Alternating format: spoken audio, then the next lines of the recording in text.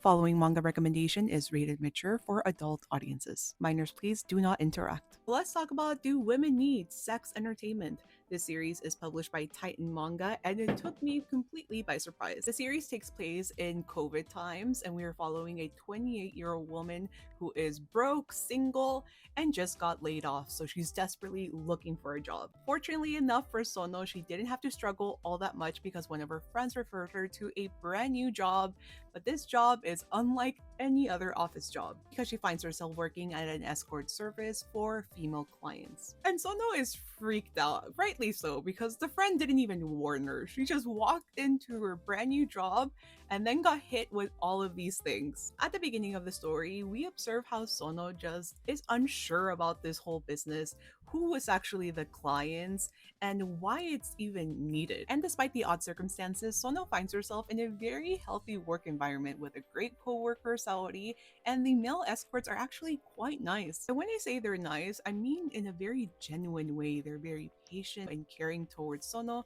who reveals that she doesn't have that much sexual experience. And because of her lack of experience and understanding about this whole business, she gets volunteered to help out with training. They bring an instructor in with a lot of experience in this field to teach the other men working at that business, and they walk them through how to make the woman feel safe and be heard, and also other techniques. And despite the fact that Sono did enjoy herself at the moment, she's still very insecure about her intimacy. Obviously, for a lot of people, like, this is awkward to talk about. And even for the women that are requesting these services, they feel very unsure about actually proceeding with it. One of my favorite things about the story was the way they discussed insecurity stemming from intimacy, because it is a very sensitive and awkward issue for a lot of women, and I feel like this story handled it with the utmost care. And if we talk about the men portrayed in this series, they handle their roles very professionally.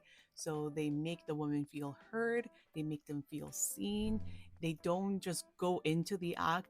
They first have a consultation. They get to hear the woman out and find out what they're interested in or what they're insecure about. I thought the series was very funny, very entertaining. And I think they handled talking about women's insecurities when it comes to their naked bodies and also being intimate quite well. This story is also very well researched. I feel like overall this just took me by surprise because it is so well written and very entertaining. And if you were someone that was also in the same boat as Sono, who was very judgmental about this type of like sex work, I think something like this might open your mind a little bit more. If you're an adult woman looking for something different in the manga space, I feel like this one might fill that role.